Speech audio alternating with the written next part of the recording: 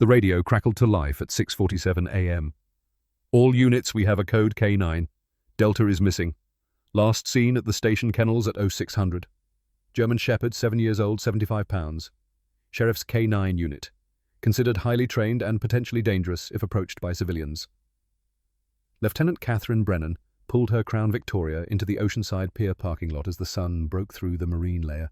The fog hung thick over the water, turning the morning into something grey and uncertain. She'd been a cop for 26 years. She'd seen missing kids found safe. She'd seen bodies pulled from the ocean. She'd seen good men break under pressure and bad men pretend to be saints. But a missing police dog. That was new. 2 patrol units were already there when she arrived. The officers stood at the entrance to the pier, hands on their belts, talking in low voices. Deputy Kowalski, 28, and Eager spotted her first. "Ma'am, we got a visual. End of the pier." "Civilian male elderly with the dog." Brennan felt her jaw tighten. "Is Delta showing aggression?" "No, ma'am. That's the weird part. He's just sitting there, with the guy, like they're old friends." She started walking. The wooden planks of the pier were damp with sea spray.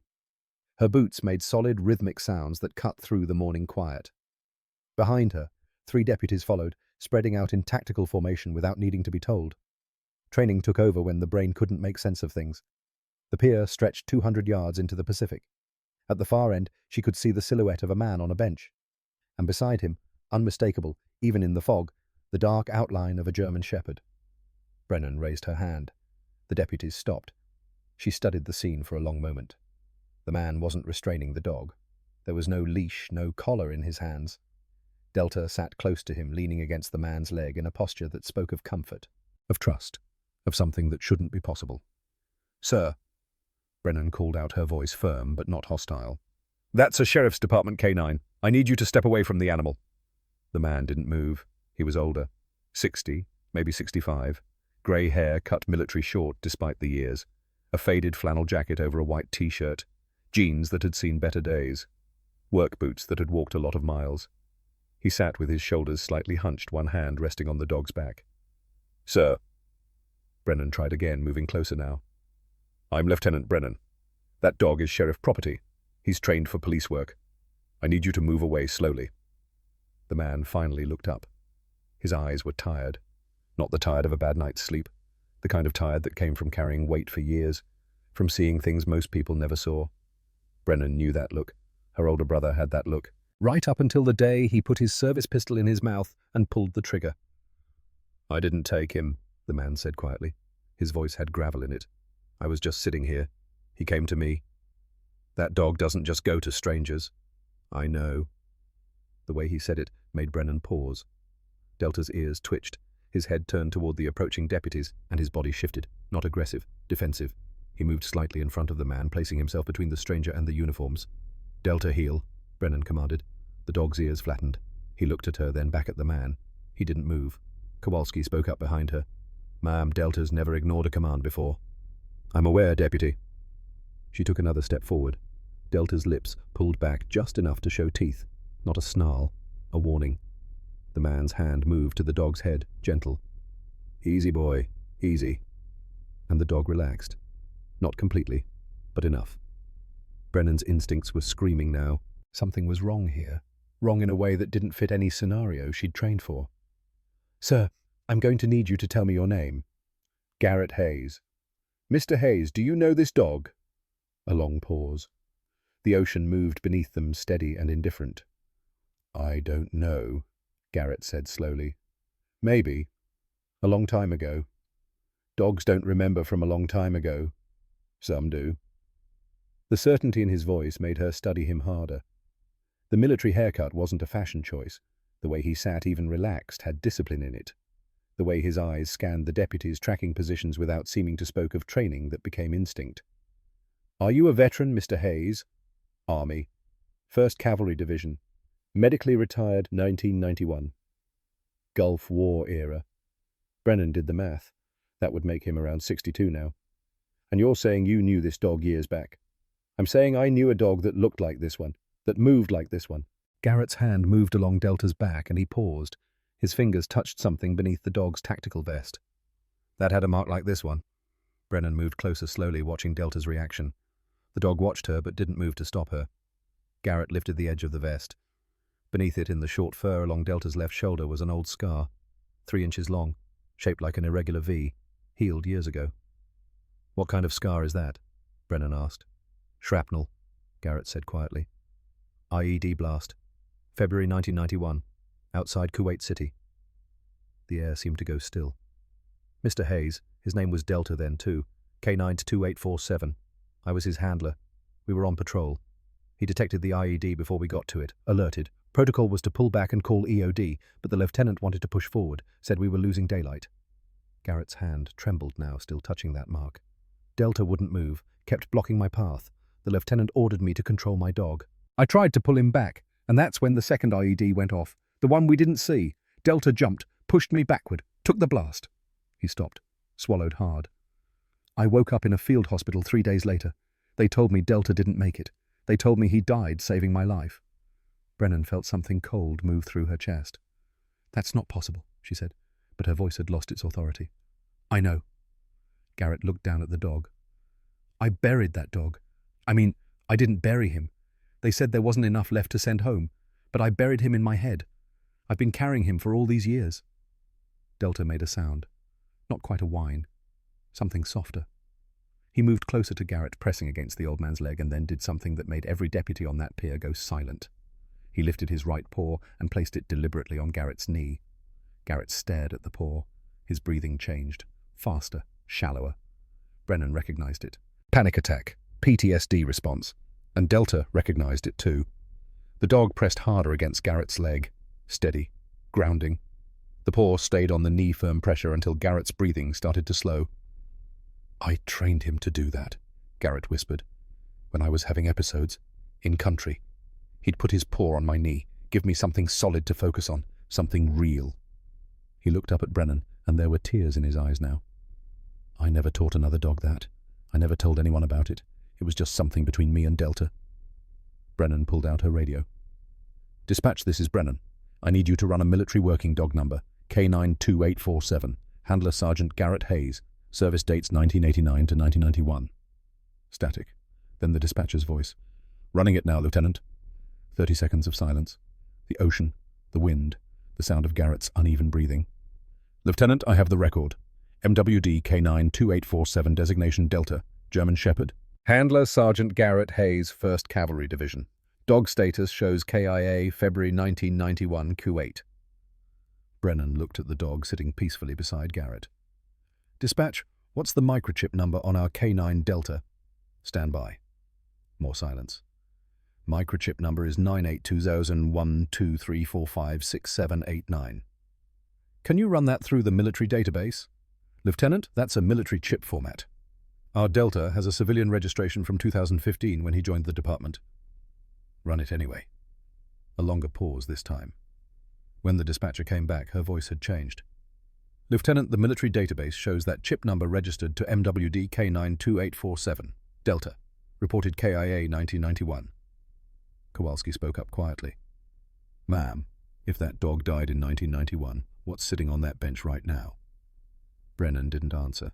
She was looking at Garrett, at the way his hand rested on Delta's head, at the way the dog leaned into him with complete trust, at the way both of them looked like they'd finally found something they'd lost a long time ago. "Mr. Hayes," she said slowly, "I'm going to need you to come with us to the station. We need to sort this out." "Am I under arrest?" "No, but that dog is sheriff property. Until we figure out what's going on, he stays in our custody." "No." The word was quiet, but absolute. "Sir, I lost him once," Garrett said, and his voice had iron in it now. "I'm not losing him again." Delta's posture changed. Not aggressive, but ready. His eyes fixed on Brennan, and his body shifted to put himself fully between her and Garrett. "Mr. Hayes, I understand this is emotional, but do you—" Garrett cut her off. "Do you understand what it's like to be told your best friend is dead, to spend years believing it, to wake up every night hearing him in that blast, and then to sit on a pier one morning and have him walk up to you like no time has passed at all?" His voice broke. "I don't know how this is possible. I don't know if I'm losing my mind, but I know that's my dog, and he knows me, and whatever happened, whatever lie I've been living, I deserve to know the truth." Brennan studied him for a long moment. Then she made a decision that would change everything. "Kowalski, radio the station. Tell them we're bringing in Mr. Hayes and Delta for processing. Voluntary cooperation, no charges. Yes, ma'am. She looked at Garrett. You're right. You deserve answers, and I'm going to help you get them. But we do this the right way. We follow the chain. We document everything. Because if someone lied to you about this dog, I want to know who, and I want to know why. Garrett stood slowly. His knees made sounds that spoke of old injuries and hard years. Delta stood with him pressed against his leg.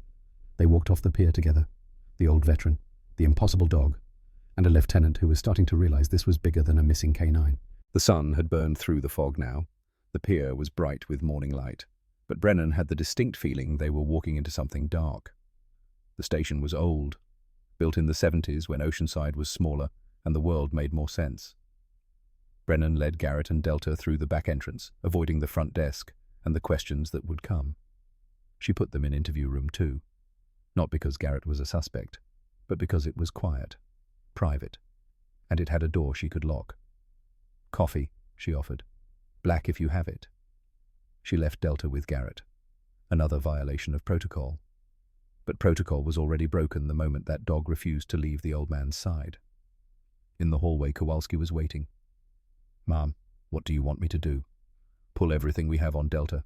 Acquisition records, training logs, medical history. I want to know where he came from before we got him.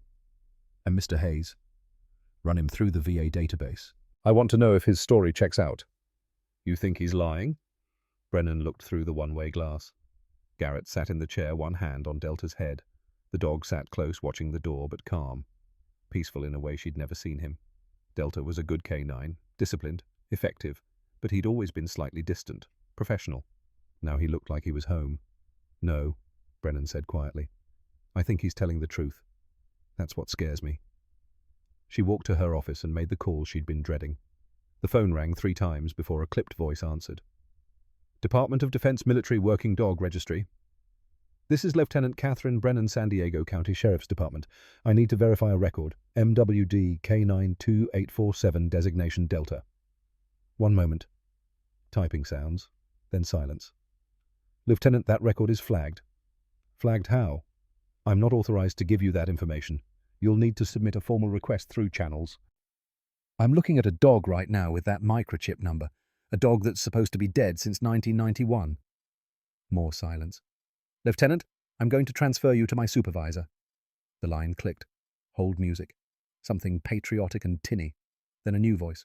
Male, older, authority in every syllable. This is Colonel Marcus. You're inquiring about K92847. Yes, sir. I have a dog in my custody with that chip number, and I have a veteran who claims to be the original handler. The dog's status is KIA Lieutenant, has been since 1991. With respect, sir, the dog is sitting in my station right now. A pause. What's the veteran's name? Garrett Hayes, Sergeant 1st Cavalry Division, medically retired, 1991. She heard the sound of typing. Lieutenant Brennan, this is a complicated situation. I'm going to need you to keep that dog in custody. Don't release him to anyone. Don't let the veteran leave with him. We'll send someone to collect the animal. Sir, I need to understand. This is classified, Lieutenant. I can't discuss it over an unsecured line, but I need your word that dog doesn't leave your facility. Something in his tone made her hand tighten on the phone. How long until your people get here? 4 hours? Maybe less. And the veteran? Keep him there if he's willing to stay. If not, get his information and let him go. But the dog stays. That's non-negotiable. The line went dead. Brennan stood in her office looking at the phone. Her years in law enforcement had taught her to recognize when she was being handled, when information was being controlled, when someone was lying. She walked back to interview room 2.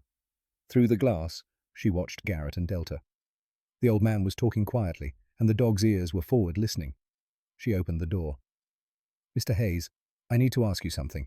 When they told you Delta was KIA, did anyone ever show you remains photos, anything to confirm it? Garrett shook his head. They said he was too badly damaged, said it would be better if I remembered him the way he was. I got his tags in the mail 3 months later. That was it. Do you still have the tags? Every day for all these years. He reached into his jacket and pulled out a small metal case. Inside on a chain were 2 dog tags. Worn, scratched, but readable. Delta K92847, MWD, 1st Cav DIV. Brennan picked up one of the tags. On the backhand etched in careful letters, G. Hayes. I put my initials on them, Garrett said quietly, so he'd always know who he belonged to. She set the tag down carefully. Mr. Hayes, I just spoke with the Department of Defense. They're sending people to collect Delta. They say his status is classified. Classified? Yes. He's a dog. I know. Garrett looked at Delta. The dog looked back that intelligent gaze that saw more than most people gave him credit for. What aren't they telling me? Garrett asked. I don't know, but I'm going to find out. She sat down across from him. 4 hours until they get here. In that time, I want you to tell me everything, every detail you remember about Delta, every mission, every moment. Because if someone lied to you about your dog being dead, I want to know why, and I want evidence. Garrett was quiet for a moment. Then he started talking. He told her about receiving Delta in 1989, fresh from training. Both of them young, both of them thinking they were invincible. He told her about learning to work together. The way Delta could detect explosives from 50 yards, the way he never missed, never faltered.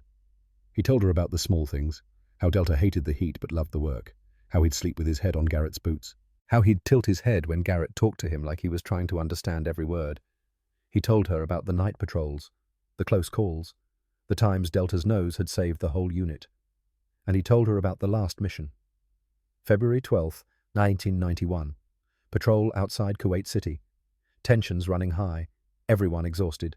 Everyone wanting to go home. The IED that Delta found. The lieutenant who didn't want to wait. The order to move forward. Delta's refusal. The argument. The second device they didn't see. The blast. Garrett's voice went flat when he described it. The clinical monotone of someone who'd told the story to therapists and doctors and VA assessors until it stopped feeling real. But his hand never left Delta's head, and Brennan believed every word. When he finished, she asked the question she'd been holding. Mr. Hayes, why were you at the pier this morning? I go there sometimes, early, before the crowds. It's quiet. Good place to think. How often? 3-4 times a week? Been doing it for years? Same bench? Usually. Brennan felt pieces clicking together. And Delta went missing from our kennel at 6 a.m. The pier is a mile from the station. He would have had to run straight there, like he knew where to go. Garrett met her eyes. You think he was looking for me? I think that's exactly what happened. I think somehow this dog has been in this area for years, and I think this morning something made him decide he was done waiting. The radio on her belt crackled. Lieutenant, you have a call on line 3. Says it's urgent. Department of Defense. Brennan and Garrett exchanged a look. She picked up the phone on the interview room wall. Brennan? Lieutenant, this is Colonel Marcus again. Change of plans. We have a team in your area. They'll be there in 30 minutes. I need you to have the dog ready for transport. 30 minutes. You said 4 hours. We expedited. This is a priority situation. Colonel, I have questions, and they'll be answered after we secure the asset. Have the dog ready, Lieutenant. That's an order. With respect, sir, you don't have authority to give me orders. I'm county law enforcement, not military. A pause. When he spoke again, his voice had gone cold. Lieutenant Brennan, you have a 23-year-old nephew, Marine Corps, currently stationed at Pendleton. Would be a shame if his career hit complications. The threat hung in the air. Garrett was on his feet before Brennan could respond. Did he just threaten you? She held up a hand, keeping her voice level. Colonel, if you just threatened a law enforcement officer, I'm going to need you to repeat that statement for the record. No threat, Lieutenant. Just a reminder that cooperation benefits everyone. 30 minutes. The line went dead. Brennan set the phone down slowly. Her hand was shaking. Not from fear, from rage. They threatened your nephew? Garrett asked quietly. They did. Are you going to give them Delta? She looked at the dog, at Garrett, at the tag still sitting on the table. No, she said. I'm not. Then what are we going to do? Brennan pulled out her personal cell phone and dialed a number she hadn't called in 5 years. It rang twice. Brennan? That you? Yeah, Tommy. It's me. I need a favor. Name it. I need a lawyer. Veterans advocacy. Someone who doesn't back down from DOD. What kind of trouble are you in? The kind that involves classified dogs and lies that go back decades. A low whistle. I know a guy. Maxwell Thorne. Represented that Navy SEAL who blew the whistle on the black site. He's mean as hell and he doesn't lose. Want me to call him? Please. And Tommy, tell him we have less than 30 minutes. On it." She hung up and looked at Garrett. "Mr. Hayes, this is about to get messy. If you want to walk away, I'll understand. But if you stay, I need you to trust me. Can you do that?" Garrett stood straight. Military posture despite the years and the pain. "I stayed alive in a war zone because I trusted my dog. I think I can trust you, Lieutenant." Delta stood too pressing against Garrett's leg. The three of them stood in that interview room, and Brennan felt the weight of what was coming. Outside, she heard vehicles pulling up. Too soon, too fast. The door to the station opened, and everything changed. The men who walked through the station door weren't wearing uniforms. Black SUVs, dark suits, the kind of deliberately nondescript appearance that screamed federal. Brennan watched them through the window of her office, her jaw tight. 4 of them, moving with coordinated precision that spoke of military background. The lead was older 50s with silver hair cut close to the scalp and eyes that missed nothing. He walked straight to the front desk like he owned the building. "I'm here for the K9, he said. Not a request, a statement of fact. The desk sergeant Morrison looked past him to Brennan's office. She shook her head once. "I'm sorry, sir. You'll need to speak with Lieutenant Brennan." "Then get her." Brennan took her time walking out. Small act of defiance, but it mattered. These men came in expecting compliance. She wasn't going to give it easily. "I'm Lieutenant Brennan, and you are—" The man pulled out credentials. "Private Contractor ID, Walters Security Solutions. Raymond Walters. We're here on behalf of the Department of Defense to retrieve classified property." "You mean a dog?" "I mean classified property that was erroneously transferred to civilian law enforcement." Brennan crossed her arms. "That dog has been with my department for 10 years. He's not classified. He's a retired K9 who serves warrants and does community outreach." Walter's expression didn't change. "Lieutenant, I have paperwork authorizing immediate transfer. We can do this cooperatively, or we can involve federal marshals. Your choice." He held out a folder.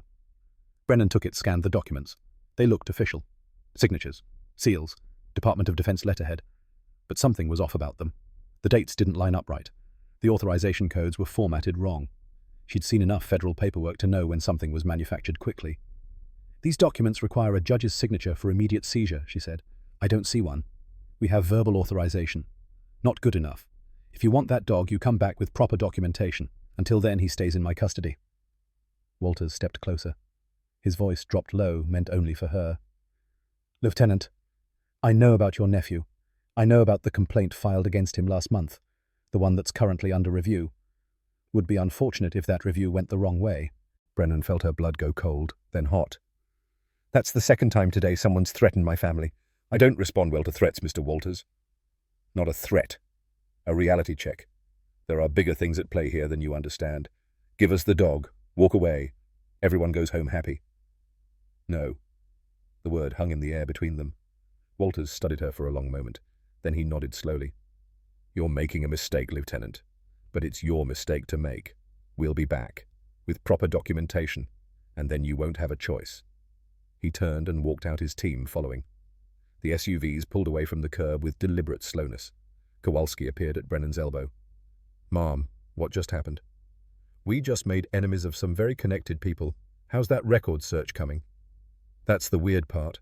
I found Delta's acquisition paperwork from 2015. Says he came from a canine training facility in Arizona. But when I called them, they have no record of selling us a dog." "None." The woman I talked to was confused. Said their dogs go to military and federal agencies, not local law enforcement. She's pulling their records, but she sounded pretty certain they never placed a dog with us. Brennan felt the pieces shifting in her mind. "So our official paperwork says we got Delta from a facility that doesn't remember selling him to us?" "Yes, ma'am." "What about his medical records?" "That's even weirder. His first vet check with us shows he's approximately 5 years old. But if he's actually the same dog from 1991, he'd be—" Kowalski did the math. "Way too old. That's impossible. Keep digging. And get me everything you can find on Walters Security Solutions. I want to know who they really work for." She walked back to interview room 2. Garrett was sitting on the floor now, back against the wall. Delta lay beside him, head in the old man's lap. They looked like they'd been sitting that way for decades. "They left," Brennan said. "But they'll be back." "I heard," Garrett said quietly. "Thank you for not giving him up. Don't thank me yet. They'll get a court order. And when they do, I won't have legal ground to stand on. Then we need to figure out what's really going on before they come back."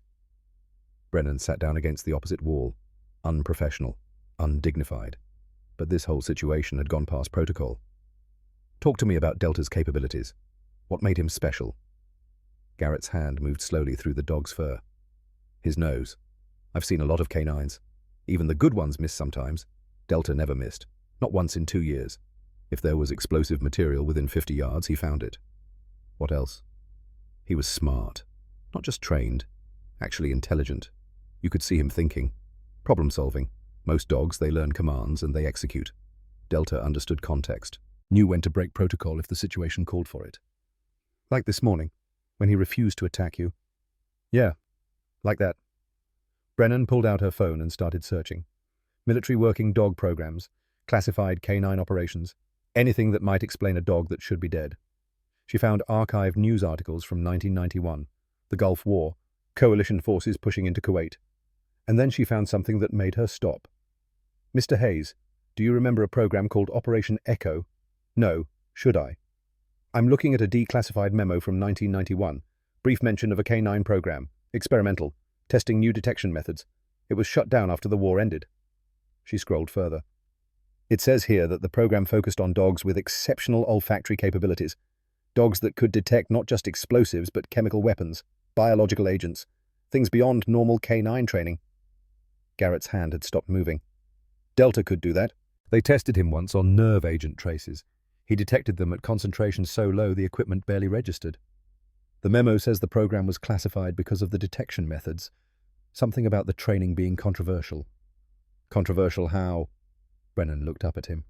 It doesn't say. That part's still redacted. Delta lifted his head ears forward. A second later, Brennan heard it too. Footsteps in the hallway. Quick, urgent. Kowalski burst through the door. Ma'am, you need to see this. He had a laptop screen facing toward them. On it, a scanned newspaper article from the Los Angeles Times, February 1991. The headline read, Military Working Dog Survives IED Blast Awarded Commendation. Below it, a grainy photo. A German shepherd bandaged being presented with a medal by an army colonel. The caption, MWD Delta, credited with saving his unit from an IED attack, receives recognition despite serious injuries. The dog is expected to make a full recovery. Garrett stared at the photo. His hands started shaking. They told me he died. They sent me his tags. They said there was nothing left. Keep reading, Kowalski said quietly. The article continued. Delta, a 4-year-old German shepherd, detected the explosive device minutes before his unit would have triggered it. When a secondary device detonated unexpectedly, Delta sustained injuries but is recovering at a military veterinary facility in Germany. His handler, Sergeant Garrett Hayes, was also injured in the blast and has been returned stateside for treatment. Brennan felt her stomach drop. Mr. Hayes, when did you receive Delta's tags? May 1991, 3 months after the blast.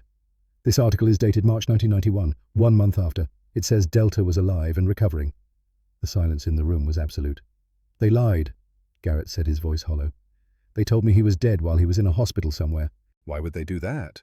Brennan kept reading. There's a follow-up article, June 1991. It says Delta was moved to a special operations unit. No further details available due to security classification. She looked at Garrett. They didn't let him die. They took him, put him in some black program, and they let you believe he was gone. For all these years, Garrett whispered, I grieved for him. I had nightmares about not being able to save him, and he was alive the whole time. Delta whined softly and pressed closer to Garrett. The dog seemed to sense his distress. Brennan's phone rang. She recognized the number. Tommy's lawyer friend. This is Brennan. Lieutenant Maxwell Thorne.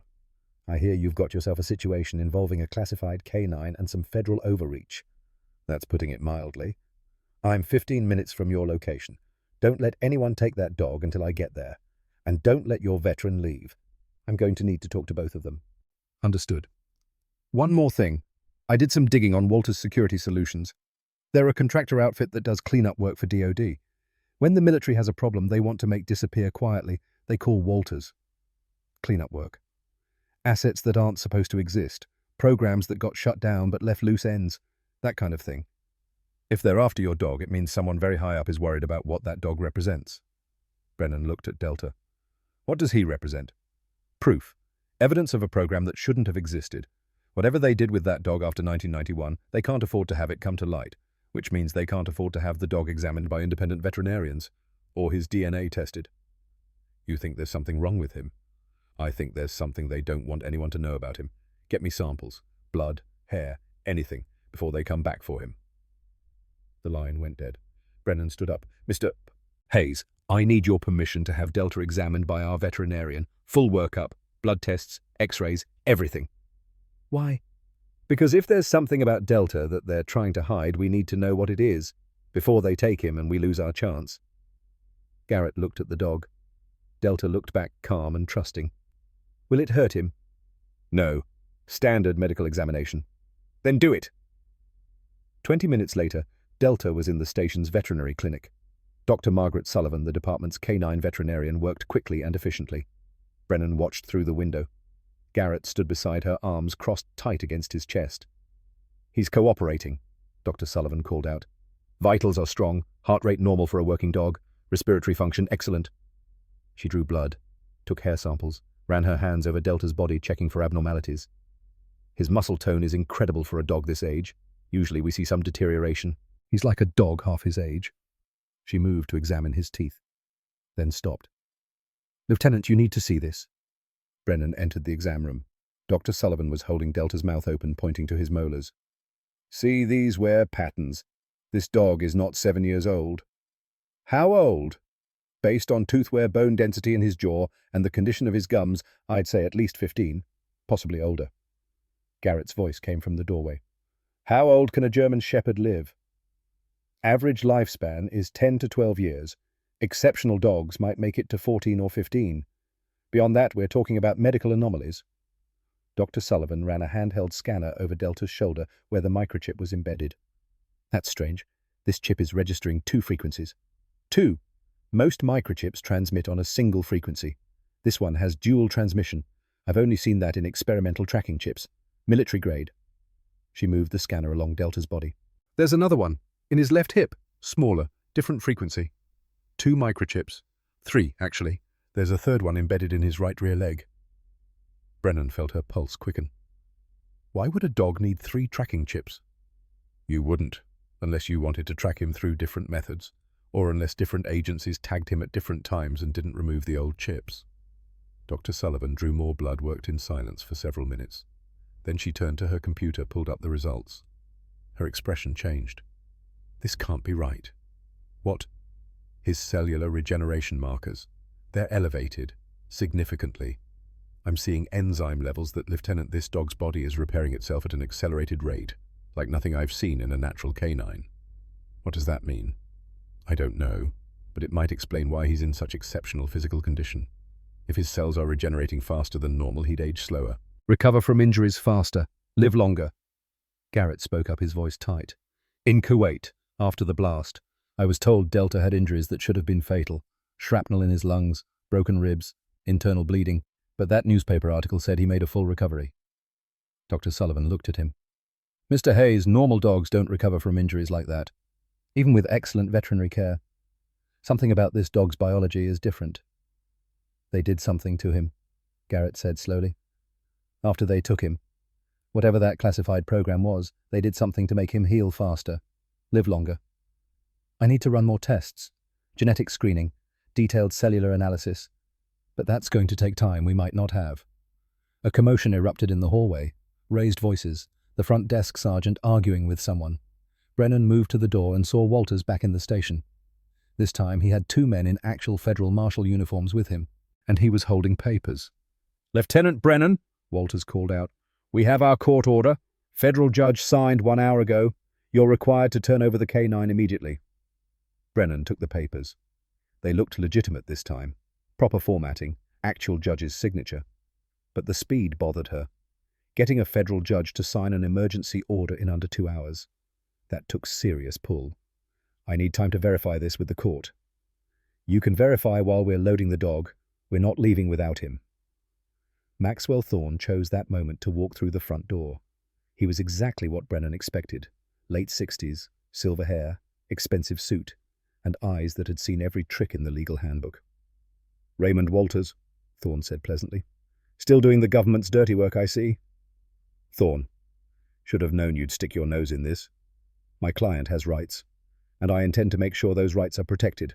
Your client has no rights to that dog. It's military property. Was military property, decades ago. Current status unclear, which means we're going to need a proper hearing, with evidence and testimony. Walter's jaw tightened. The court order is an emergency ex parte order based on limited information.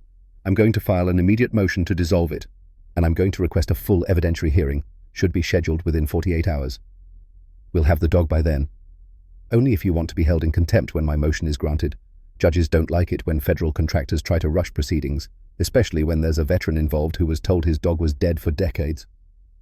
Thorn turned to Brennan. Lieutenant, I need to speak with Mr. Hayes, and I need copies of everything.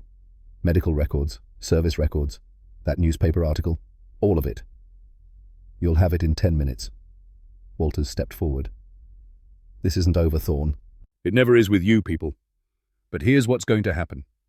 You're going to walk out that door. You're going to wait for the hearing, and you're going to follow proper legal procedure, because if you try to take that dog by force, I will bury you in lawsuits and media attention. And the last thing DOD wants is media attention on a classified canine program that apparently involves experimental medical procedures. The color drained from Walter's face. How did you... I have sources, good ones. Now get out of here. This isn't a crime scene. Not yet. But keep pushing, and I'll find something to make it one. Lieutenant Brennan, do you have any reason to believe these men pose a threat to the safety of your witness or the canine in your custody? Brennan understood what Thorn was doing. Yes, Counselor. Based on their aggressive behavior and threats made to my family, I have concerns. Then I suggest you maintain custody until proper legal proceedings can be held. Gentlemen, you know where the door is. Walters stared at Thorn for a long moment. Then he turned and walked out, the marshals following. When they were gone, Thorn turned to Brennan. That bought us maybe 48 hours. After that, they'll escalate. We need everything we can get on that dog and that program. Because when this goes to court, we're not just fighting for custody of a canine, we're fighting to expose something that powerful people want buried. What do you think they did to him? Brennan asked. I don't know yet. But whatever it is, it's big enough that they're willing to threaten law enforcement and manipulate federal judges. That tells me we're onto something that goes way beyond one dog. He looked toward the exam room where Delta sat calmly beside Garrett. That veteran in there lost decades with his best friend because someone decided a classified program was more important than the truth. I don't lose cases like this, Lieutenant. And I'm not starting now. Brennan's phone buzzed. Text from Kowalski. Found something. Archive room. Now. She excused herself and found Kowalski in the records room surrounded by old filing boxes. What is it? I was going through our acquisition records, trying to figure out how Delta really came to us, and I found this. He held up a file. Thin. Barely a dozen pages. Anonymous donation. 2015. Someone paid for a fully trained canine to be placed with our department. No name on the donation. Just a cashier's check for $50,000 and paperwork saying the dog was combat tested and ready for service. Someone bought us Delta. Yeah, and get this. The cashier's check was issued by a bank in Virginia, 3 miles from the Pentagon. Brennan took the file. They placed him with us. They've been watching him this whole time. But why? If they wanted to keep him classified, why put him in a local police department? Because local departments don't ask questions. We needed a canine, someone offered one for free, fully trained. We didn't look too hard at the gift horse. She flipped through the pages. And they could monitor him, make sure he wasn't showing signs of whatever they did to him. As long as he was just another police dog doing routine work, nobody would notice anything unusual. Until he ran away and found his original handler. Yeah, until that. Brennan looked at the dates on the paperwork. 2015. 10 years ago. Delta would have been around 6 or 7 when he came to them. If he was really the dog from 1991, he would have been much older. Impossible for a normal dog. But this wasn't a normal dog. Get this to Thorn, she said. He needs to know someone at DOD has been tracking Delta for a decade. That's going to be important when we go to court. She walked back to the exam room. Garrett was still there, sitting on the floor with Delta's head in his lap. Mr. Hayes, we found evidence that Delta was deliberately placed with our department. Someone's been watching him for 10 years. Garrett didn't look surprised. They couldn't let him go. Whatever they did to him, he's evidence. As long as he's alive, he's proof of their program. Then why not just euthanize him, if he's such a risk? For the first time, Garrett smiled. It was sad and tired and full of old pain.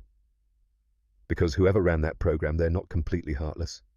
They couldn't bring themselves to end a war hero, so they hid him instead, kept him alive but controlled, a compromise between conscience and security. He stroked Delta's ears, but they didn't count on him remembering, didn't count on him recognizing me after all this time. Dogs don't have memory that goes back decades. Normal dogs don't. But Delta was never normal. Even before whatever they did to him, he was special. And I think some part of him never forgot who I was, never stopped looking. Delta's tail wagged slowly, as if he understood. Brennan's radio crackled. "Lieutenant, you need to see this. Front parking lot." She walked to the window and looked out. 3 news vans had pulled up. Cameras were being set up. Reporters were doing sound checks. "How did they know?" Kowalski asked. Thorne appeared at her shoulder. "I called them. Hope you don't mind. But media attention is the best protection we have right now. Hard for Walters to make a veteran and his war dog disappear when CNN is filming." Brennan watched the reporters setting up. "This is going to get bigger, isn't it?" "It already is. I've got calls from 3 major networks wanting interviews. Washington Post is sending someone. This is the kind of story that goes national." "Mr. Hayes isn't going to like that." "Mr. Hayes doesn't have to like it. He just has to survive it. Because the moment this becomes a public story, Walters and his people lose the ability to make quiet moves. Everything has to be by the book, transparent. And that's when we win." Brennan looked back at Garrett and Delta. The old veteran sat quietly with his dog, oblivious to the storm building outside. For all these years he'd lived with loss, with grief, with the weight of believing he'd failed to save his best friend. Now he had a second chance, and Brennan was going to make damn sure he got to keep it. The first interview aired at 6 p.m. Garrett sat in front of the cameras, looking uncomfortable in a way that made him more credible. He wasn't polished, wasn't media-trained, just an old veteran telling the truth in simple words. The reporter, a woman from CNN with sharp eyes and sharper questions, leaned forward. "Mr. Hayes, you're saying the Department of Defense told you your dog was dead for decades?" "Yes, ma'am." "And you never questioned it, never tried to verify?" "I was in a hospital, recovering from my injuries. They gave me his tags. Told me there wasn't enough left to send home. What was I supposed to question? I trusted them." "When did you first suspect Delta might still be alive?" "This morning, when he walked up to me on that pier, when he did the thing I trained him to do, the thing nobody else knew about." The camera cut to footage of Delta. The news crew had been allowed supervised access. The dog sat calm and dignified, occasionally glancing at Garrett with unmistakable recognition. "What do you want to happen now?" Garrett's answer was quiet but firm. "I want my dog back. I want the truth about what happened to him. And I want to know why they thought it was acceptable to lie to a soldier about his partner dying." The interview ran for 6 minutes. By 8 p.m. it had been shared 40,000 times on social media. By 10 p.m. it was trending nationally. The hashtag was simple: "Bring Delta home." Brennan watched it from her office. Thorne stood beside her, arms crossed, a satisfied expression on his face. "That's what I'm talking about. Public sentiment, veteran sympathy, a loyal dog. This is media gold. This is also going to make a lot of powerful people very angry. Let them be angry. Anger makes people sloppy. Sloppy people make mistakes." Her phone rang. Unknown number. She answered carefully. "Brennan. Lieutenant, this is General Howard Keating, United States Army retired. I'm calling on behalf of several concerned parties regarding the situation with MWD Canine 2847. General, what can I do for you? You can stop this circus before it becomes an international embarrassment. That dog is classified military property. This media spectacle you're enabling is compromising national security. With respect, sir, I'm not enabling anything. A veteran found his dog. A dog he was told was dead. That's not a circus. That's justice. You don't understand what you're dealing with." "Then explain it to me." A pause. She could hear the general breathing, weighing his words. "Operation Echo was a black program, highly classified, still classified. That dog was part of experimental protocols that cannot be disclosed." "What kind of experiments?" "That's classified. So you want me to take a dog away from his original handler because of experiments you won't tell me about? That's not how this works, General." "Lieutenant, I fought in 3 wars. I've made hard decisions you can't imagine. And I'm telling you, as someone who served this country for 40 years, that dog cannot be allowed into civilian hands. The security implications? Are there any active security implications? Is Delta currently a threat to national security? Silence. I thought not. So what you're really saying is that you're worried about what people will find if they examine him, what they'll discover about what you did to him. This conversation is over. One more question, General. When you sent Sergeant Hayes those dog tags, when you told him Delta was dead, did you know that was a lie? The line went dead. Brennan set the phone down. That was a confession, Thorne said. He didn't deny knowledge of the lie, he just hung up. Can we use that? In court, maybe. In the media, absolutely. Kowalski knocked on the doorframe. Ma'am, we've got a situation developing. Protesters outside. Protesters? She walked to the window. A crowd had gathered in the parking lot, at least 100 people. Many wore military patches or veteran caps. They carried signs. Return Delta to his handler dogs. Don't deserve lies. Bring our heroes home.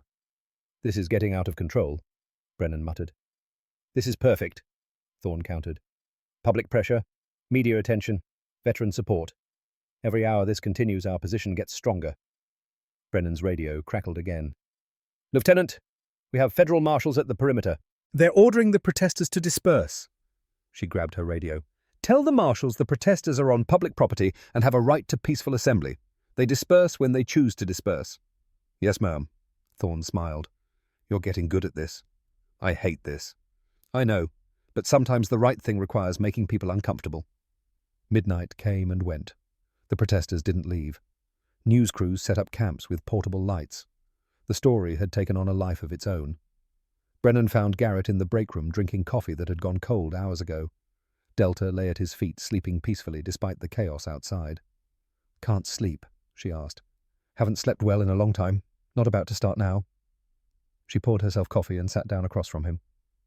I need to ask you something, and I need you to be honest. All right? If we lose this fight, if a judge rules that Delta has to go back to DOD, can you accept that? Garrett was quiet for a long time. I spent years accepting things I couldn't change, accepting that he was gone, accepting that I couldn't save him, accepting the nightmares and the guilt and the empty space where he used to be. He looked down at Delta. I don't know if I can accept losing him again. Not when I know he's alive. Not when I know they lied. If you run with him, they'll charge you. Federal charges. You could go to prison. I know. Is he worth that?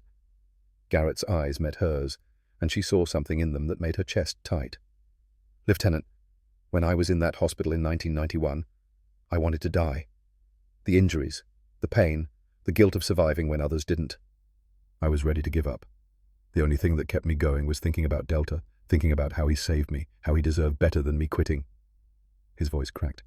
And then they told me he was dead, that he died saving me, and I had to keep living with that. Had to make his sacrifice mean something. Do you understand what that does to a person, carrying that weight? I think I do. So yes, he's worth prison. He's worth anything, because I owe him years of life I got to live while thinking he was gone. Delta stirred, lifted his head and pressed against Garrett's leg. The old man's hand found the dog's head automatically. He remembers you, Brennan said softly. After all this time, through whatever they did to him, he still remembers. Dogs are loyal that way, more loyal than people sometimes. A commotion outside made them both look up. Raised voices, the sound of vehicles. Brennan went to the window and felt her stomach drop. 4 black SUVs had pulled up. Not Walters this time, military vehicles, actual army markings, and a man in a general's uniform was climbing out. They're escalating, she said. Thorne appeared in the doorway, phone to his ear. That's General Keating. He's here in person. This just became very serious. General Keating walked into the station like he was inspecting troops. Ramrod straight, grey hair, chest full of medals and ribbons, the kind of officer who commanded respect through presence alone.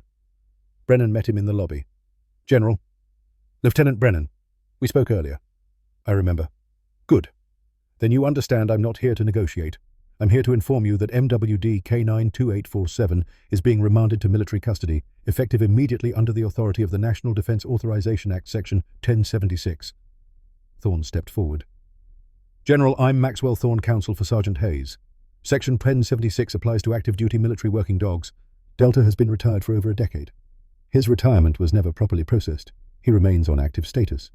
Convenient that you discovered this administrative error only after a veteran found his supposedly dead dog. Keating's jaw tightened. Mr. Thorne, I don't have time for legal games. That dog is coming with me tonight. You can file whatever motions you want tomorrow. I already filed them. 3 hours ago. Emergency injunction. Judge Carmichael will be reviewing it first thing in the morning. Judge Carmichael has no jurisdiction over military property. He has jurisdiction over habeas corpus, which is exactly what I filed. You want that dog, you explain to a federal judge why a retired canine needs to be taken from his original handler under cover of darkness. The two men stared at each other. Decades of experience on both sides, neither willing to back down. Keating spoke quietly. Mr. Thorne, you're making this harder than it needs to be. That dog is evidence of a classified program. Every hour he remains in civilian hands is a breach of national security. Then declassify the program. Simple. You know it's not that simple. I know you're worried about what independent veterinarians will find when they examine him. I know you're worried about what his blood work will show. I know you're worried that whatever you did to extend his life and enhance his capabilities will become public knowledge. Keating went very still. How did you... I have sources, General. Good ones. People who were part of Operation Echo. People with consciences who are tired of the lies. It was a bluff. Brennan could tell. But it was a good bluff. Keating's expression didn't change, but something shifted in his eyes. If you have sources from Echo, then you know why this matters. Why it can't come out. Tell me. No. Then we do this in court, with media present, with expert witnesses examining Delta, with every detail of his medical anomalies becoming part of public record. Is that what you want? The General looked past them toward the break room where Garrett and Delta waited. I want to talk to Hayes. Alone. Thorne started to object, but Brennan held up a hand. I'll allow it, but I stay in the room. Non-negotiable. Fine. They gathered in interview room 2. Garrett sat with Delta at his side. Keating took the chair across from them. Brennan stood by the door. Thorne waited just outside, recording device ready. The General studied Garrett for a long moment. Sergeant Hayes, I wasn't your commanding officer, but I knew men like you, good soldiers, men who did their duty. Sir, I'm going to tell you something that's still classified, because I think you deserve to know, and because I'm hoping it will help you understand why this situation is so complicated. He paused, organizing his thoughts. Operation Echo started in 1989. The goal was to create military working dogs with enhanced capabilities, longer operational life, faster recovery from injuries, superior detection abilities. We were facing chemical and biological threats in the Middle East. We needed canines that could work in extreme conditions and survive what normal dogs couldn't. Garrett's hand tightened on Delta's collar. What did you do to him? We didn't do anything to Delta initially. He was a normal dog. Exceptional, but normal. The best of his training class. That's why he was selected for your unit. Then what happened? February 1991. The IED blast. Delta's injuries should have been fatal. We had veterinarians on site who were part of Echo. They were authorized to use experimental treatments in life-threatening situations. What kind of treatments? Keating hesitated. Gene therapy, cellular regeneration enhancement, protocols that were 10 years ahead of civilian medicine. We saved his life, but the treatment had side effects we didn't fully understand. What side effects? He stopped aging normally. His cells regenerate at roughly half the rate of deterioration. Effectively, he ages at about a quarter of normal speed. A dog that should be dead from old age at 12 is still physically healthy decades later. The room went silent. Garrett stared at the General. You're telling me you made him live longer? Not intentionally, just longer lived. Much longer. We don't know his actual lifespan ceiling. He's the oldest surviving subject of the program. How many others were there? 47 dogs received the treatment between 1989 and 1995. Delta is the only one still alive. The others either rejected the therapy or died from complications. And you told me he was dead. You let me grieve for him while you ran experiments. We didn't run experiments, Keating said sharply. We saved his life. And then we had to make a choice. Return him to you and risk the treatment becoming public knowledge, or classify him and protect the program. You chose the program. I chose national security. Yes. Garrett stood slowly. Delta stood with him. General, with respect, you chose wrong. You should have told me the truth, should have given me the choice. You would have gone public. The treatment would have been exposed. Foreign powers would have attempted to replicate it. Do you understand the implications of a technology that can extend life? the military applications, the geopolitical consequences. I understand you lied to a soldier about his dog. Everything else is justification. Keating stood as well. Sergeant, I'm offering you a deal. Let me take Delta. Put him in a secure facility where he can live out his life in comfort. In exchange, I'll arrange for you to visit him, regularly, under supervision, but you'll have access. You can be part of his life again. As long as I keep quiet about what was done to him. Yes. Garrett looked at Delta. The dog looked back with those intelligent eyes that had seen more years than any dog should. What kind of life is that for either of us, him in a cage, me visiting like he's in prison? It's the best I can offer under the circumstances. It's not good enough. Keating's expression hardened. Then I'll get a court order. I'll have federal marshals remove him by force if necessary. You'll never see him again. Is that what you want? I want the truth to come out. I want people to know what you did. And I want my dog back. You can't have all three. Watch me. The general turned to Brennan. Lieutenant, you're making a mistake backing this man. When this falls apart, and it will, your career will be collateral damage. I've been threatened twice today, General. I'm past caring about my career. I care about doing what's right. What's right is protecting a classified program that could save lives. What's right is honoring the bond between a soldier and his dog. Everything else is politics. Keating looked between them then at Thorne, who stood in the doorway with a slight smile. You're all making a terrible mistake. Maybe, Thorne said, but it's our mistake to make. See you in court, General. Keating left without another word. When he was gone, Garrett sat down heavily. He looked exhausted, older than his 62 years. Did I just make everything worse? He asked. No, Thorne said. You did exactly right. He showed his hand, admitted to the experimental treatment, confirmed that Delta is evidence of a classified program. Everything he said can be used. You recorded it, Brennan realized. Thorne pulled a small device from his pocket. Every word, perfectly legal in California. Single-party consent for recording. Garrett looked at the recorder. What do we do with it? We leak it, not officially, but we make sure certain journalists get access. By morning, the audio will be all over the news. Public pressure will make it impossible for them to take Delta quietly. Won't that make them come harder? Probably, but it also makes it harder for them to win. Every move they make from now on will be scrutinized. They can't afford mistakes. Brennan's phone buzzed. Text from Dr. Sullivan. Finished full analysis. Results are extraordinary. She excused herself and found the veterinarian in her office, surrounded by printouts and lab results. What did you find? Dr. Sullivan pointed to a chart on her screen. Delta's telomeres, the protective caps on the end of chromosomes that shorten as we age. In a normal dog, his apparent age, they'd be significantly degraded. In a geriatric dog, they'd be critically short. And Delta's are barely shortened at all, like a young dog, maybe younger. She pulled up another screen.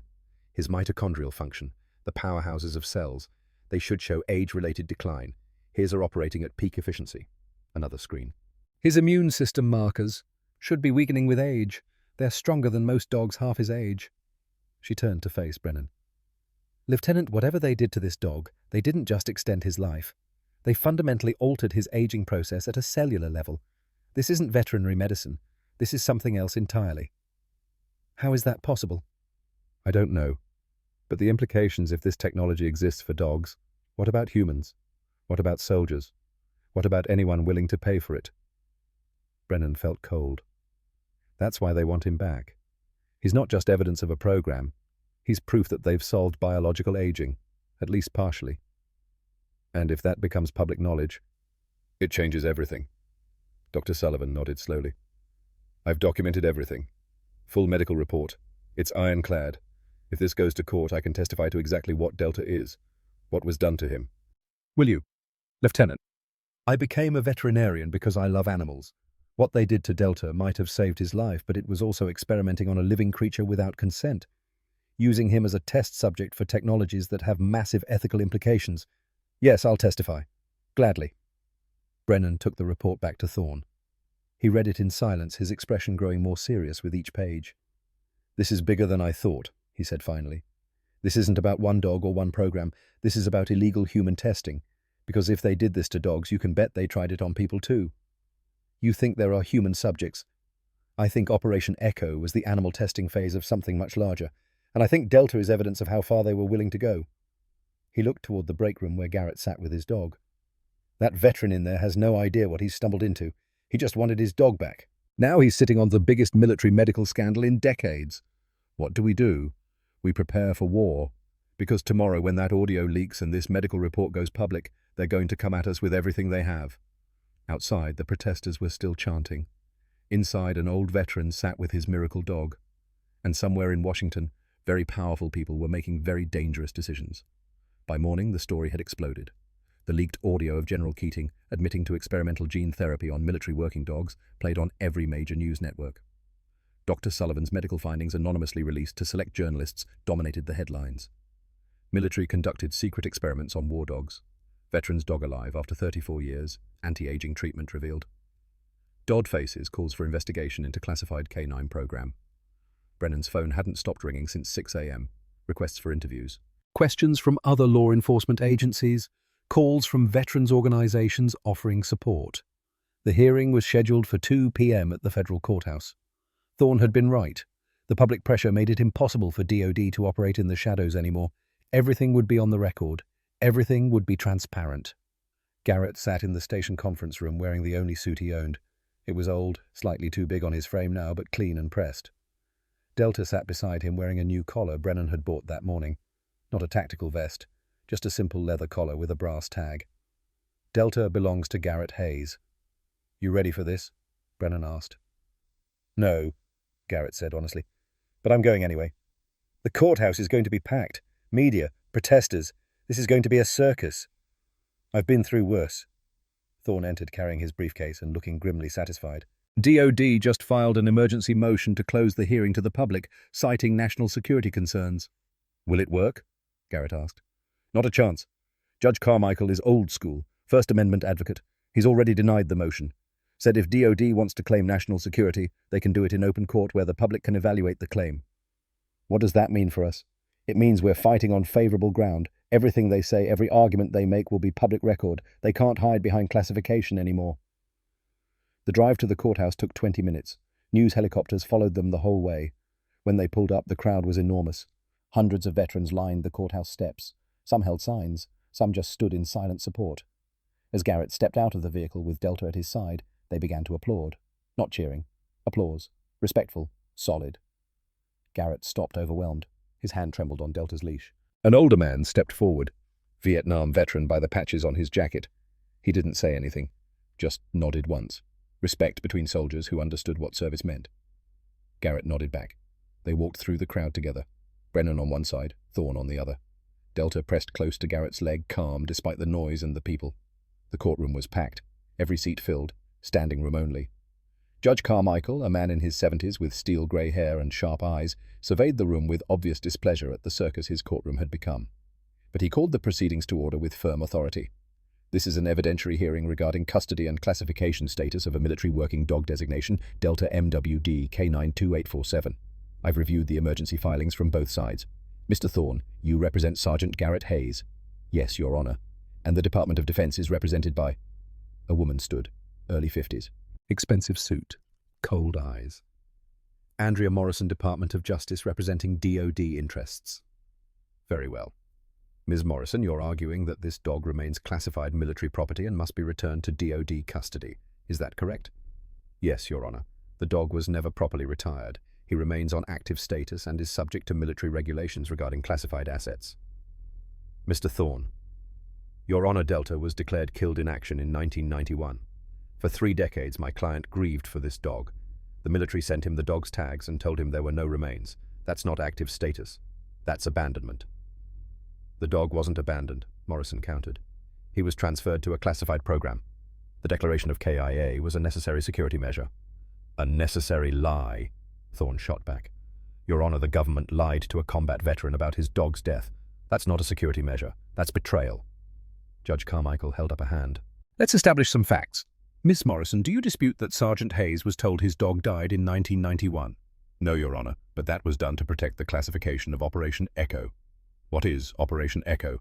I can't discuss that in open court, Your Honor. It's classified. Then we have a problem. You're asking me to separate a veteran from his dog?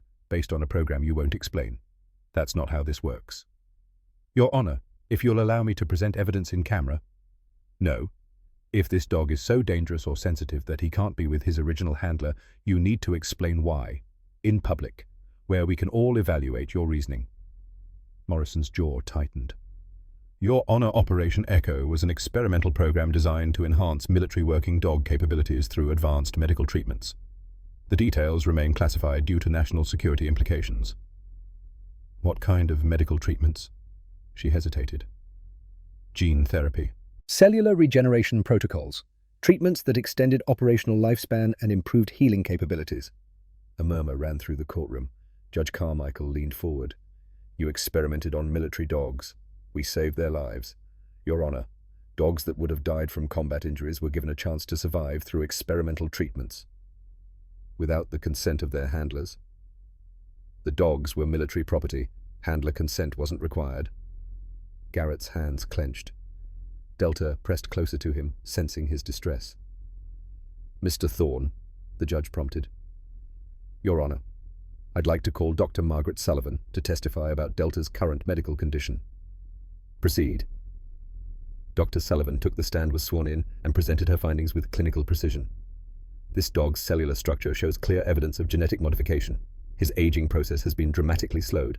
His immune system, cardiovascular function, and cellular regeneration are all operating at levels far beyond what's natural for his age. In your professional opinion, Dr. Sullivan, is this dog a threat to public safety? No. He's a healthy, well-adjusted animal. The modifications don't affect his temperament or behavior. They just affect his lifespan. Is there any medical reason he needs to be in government custody? None that I can identify. He's perfectly capable of living a normal life with proper care. Morrison stood for cross-examination. Dr. Sullivan, you're not a geneticist, are you? No, but I consulted with 3 geneticists in preparing my report. Did any of them have security clearance to review classified medical data about Operation Echo? No. Then how can you be sure there aren't complications or risks you're not aware of? Because I examined the dog thoroughly. Whatever was done to him, it's stable. He's been living with it for decades without incident. Without incident that you know of. But you don't have access to his full medical history, do you? The government has refused to provide it. Because it's classified. Then declassify it. If there's a medical reason Delta needs to be in custody, show us the evidence. Morrison had no response to that. Judge Carmichael spoke up. Ms. Morrison, I'm inclined to agree with Dr. Sullivan. If you have medical evidence that this dog poses a risk, present it. Otherwise, I'm not seeing a justification for separating him from his handler. Your Honor, the risk isn't medical. It's the information the dog represents. His very existence is proof of a classified program. If foreign powers obtained him. He's a dog, Ms. Morrison, not a document, not a weapon. A living creature who's been peacefully serving in law enforcement for 10 years. If foreign powers were going to obtain him, they've had a decade to try. The risk has increased now that his status is public knowledge. Because your department lied to his handler and got caught. That's not Delta's fault. The judge turned to Garrett. Sergeant Hayes, I'd like to hear from you. Stand up, please. Garrett stood, leaving Delta sitting calmly at his feet. Sir, tell me in your own words what this dog means to you. Garrett took a breath. Your Honor, Delta saved my life. Not just in Kuwait. Every day since. When I came back from that war, I was broken. Body and mind. The only thing that kept me going was believing that Delta's sacrifice meant something. That I had to live well enough to honor what he did. His voice steadied. For decades, I carried him with me. Every decision I made, I thought about whether it would make him proud. He was gone, but he was still my partner, still the best friend I ever had. And now I know he's been alive this whole time, suffering through experiments, being used as a test subject, while I mourned him. Your Honor, I don't blame Delta for what was done to him, but I'll never forgive the people who did it, and I'll never forgive myself if I let them take him again. The courtroom was silent. Judge Carmichael looked at Morrison. Ms. Morrison, I've heard your arguments, and I understand the government's concerns about classified programs. But I'm looking at a man who lost decades with his dog because of a lie. I'm looking at a dog who's been stable and healthy for years, and I'm not seeing a compelling reason to continue this separation. Your Honor, I'm not finished. The government had 34 years to properly classify this dog. 34 years to establish protocols for his care, You chose instead to lie to his handler and hide him in a local police department. That's not national security. That's negligence. He looked at Garrett and Delta. This court finds that Delta MWD K92847 is no longer military property. His status was terminated when he was declared KIA in 1991. Any subsequent use of the dog was done without proper legal authority. Therefore, custody reverts to his original handler, Sergeant Garrett Hayes. The courtroom erupted. Cheers from the veterans, gasps from the media. Morrison's face went pale. Your Honor, we will appeal. You can appeal all you want, but until that appeal is decided, Delta stays with Sergeant Hayes. This hearing is adjourned. The gavel came down. Garrett stood frozen for a moment, not quite believing what he'd heard. Then he looked down at Delta. The dog looked back, tail wagging slowly, and Garrett felt something break open in his chest. Not pain. Release. The weight of 34 years lifting. He knelt down, and Delta moved into his arms. Brennan turned away, not wanting to intrude on the moment. Around them, veterans were applauding again. Reporters were shouting questions. Thorne was already fielding calls. But in the center of it all, an old man held his dog and finally let himself believe it was real. The steps outside the courthouse were chaos. Reporters surged forward with microphones and cameras. Questions came from every direction. Garrett kept one hand on Delta's collar, the other raised to shield his eyes from the camera flashes. Thorne stepped in front of him, playing interference. My client will make a brief statement. No questions at this time. The crowd settled into expectant silence. Garrett cleared his throat. He'd never been comfortable speaking in public. But he owed these people something. The veterans who'd stood with him. The strangers who'd believed his story. I want to thank everyone who supported us. The judge who listened. The people who demanded the truth. And Lieutenant Brennan, who stood up when it would have been easier to look away. He paused, gathering his thoughts. For a long time, I thought losing Delta was the price of war. Something I had to accept and carry. Today, I learned that loss was a choice someone else made, a lie someone else told. That's the part I'm still trying to understand. His hand moved to Delta's head. But I also learned that some bonds can't be broken. Not by time, not by distance, not even by lies. Delta remembered me. After all these years, through everything they did to him, he remembered. His voice cracked slightly. That means something. I don't know what yet, but it means something. He nodded to Thorne, who stepped back in.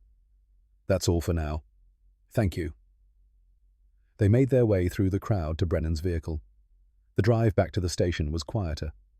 Garrett sat in the back with Delta pressed against his leg, staring out the window at the city passing by. Everything looked different now. Sharper. More real. At the station, Kowalski had prepared discharge papers for Delta. The dog's official status with the sheriff's department was being terminated. After 10 years of service, he was finally retiring. For real this time. Dr. Sullivan was there too, with a carrier full of supplies. Food, medications, vet records. Everything you'll need. She handed Garrett a folder. I've included my personal number. Any concerns, any questions, you call me, day or night. Thank you, Doctor. Take care of him. He's special. I know. Brennan walked Garrett and Delta to the parking lot. The sun was setting, painting the sky in shades of orange and gold. What happens now? She asked. I take him home. Figure out what normal looks like. You have a home. Small place. Not much. But it's mine. Has a yard. Delta will like it. And after that? Garrett smiled slightly. I don't know. I've spent so long focused on the past. Might be time to think about the future. Brennan held out her hand. If you need anything at all, you call me. He shook her hand firmly. You saved his life today, Lieutenant. Mine too. I won't forget that. I didn't do it alone. No, but you started it, when you could have just handed him over. That took courage. She watched as Garrett opened his truck, a beat-up Ford that had seen better days. Delta jumped into the passenger seat like he'd been doing it his whole life. As they drove away, Brennan felt something settle in her chest. Justice wasn't always clean, wasn't always simple, but sometimes when you fought hard enough it still worked. The house was small, a one-story ranch on the outskirts of Oceanside. Paint fading, lawn overgrown, but it was paid for, and it was quiet. Garrett unlocked the door and stepped inside.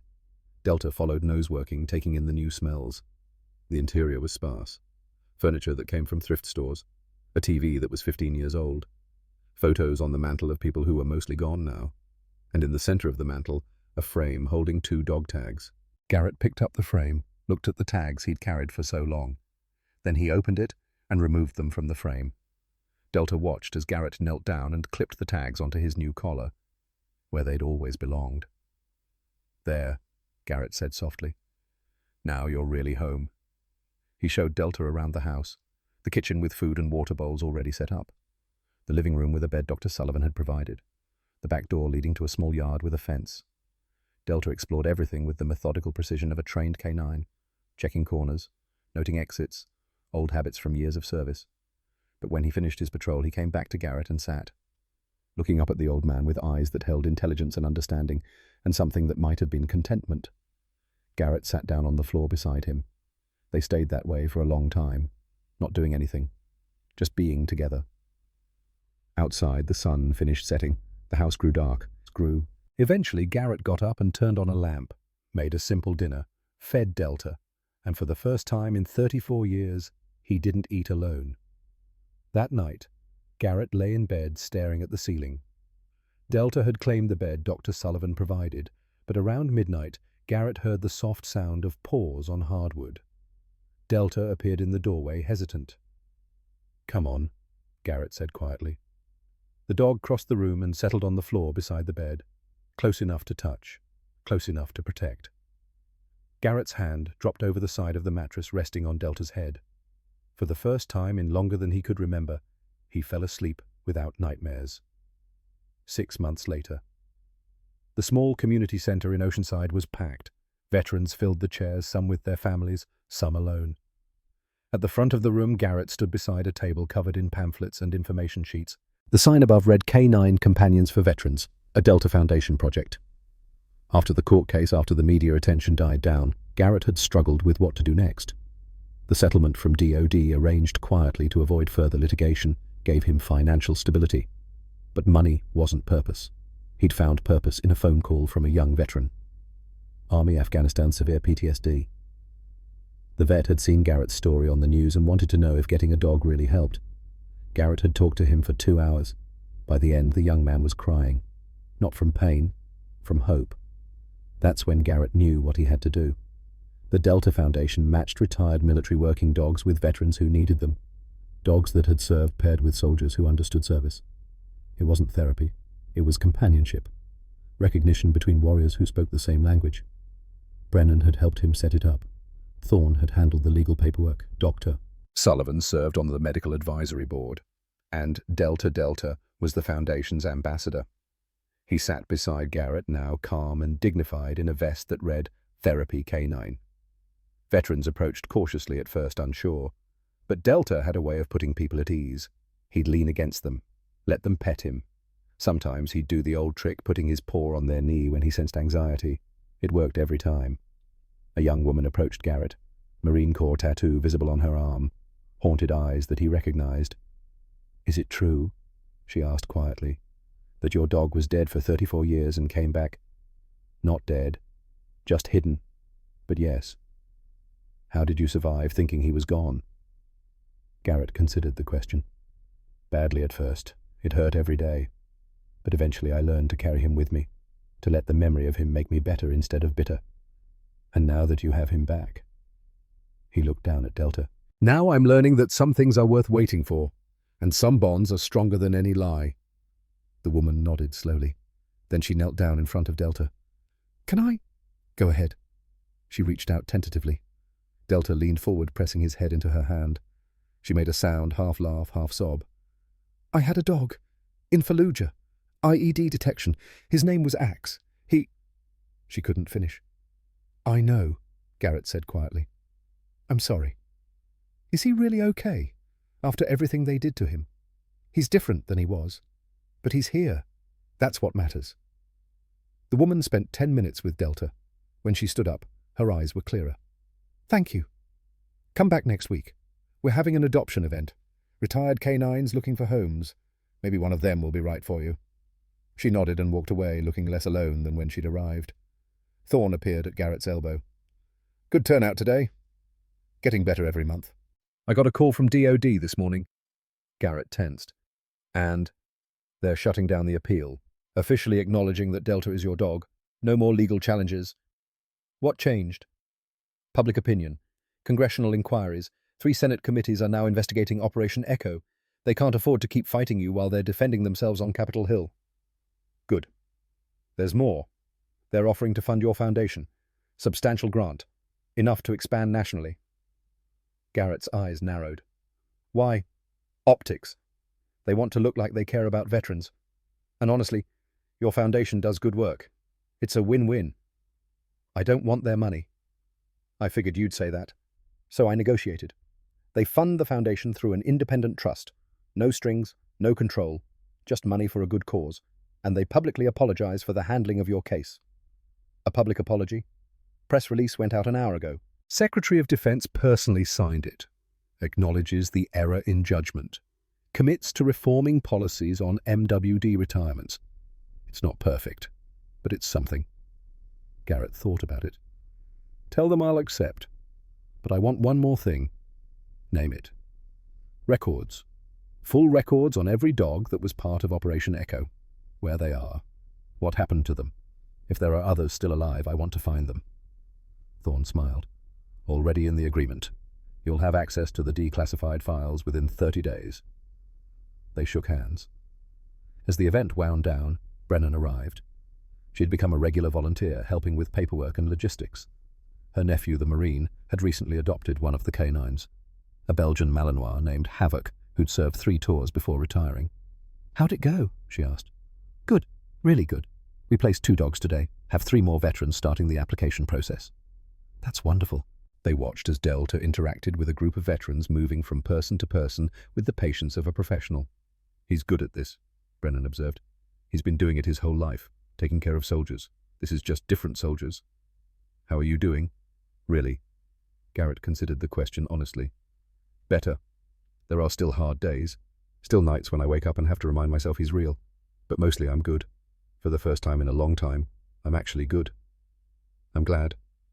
Me too. As the sun set over Oceanside, Garrett and Delta walked home together, the same route they took every evening, down by the pier where it all started. The pier was quiet now, just the ocean and the fading light. They sat on the same bench, same spot where Delta had found Garrett all those months ago. You know what I think about, Garrett said quietly. Delta's ears perked up. I think about all the years we lost, all the time we could have had. And I get angry sometimes, at the people who took that from us. He scratched behind Delta's ears. But then I think about what we're doing now. The veterans we're helping, the dogs finding homes, the lives getting better because our story came out. And I realize maybe we lost those years for a reason. Maybe we needed to. So we could do this. Delta leaned against him solid and warm. I still don't forgive them. For the lies, for the experiments, for thinking your life was theirs to control. But I'm grateful we found each other again. However it happened, whatever it cost.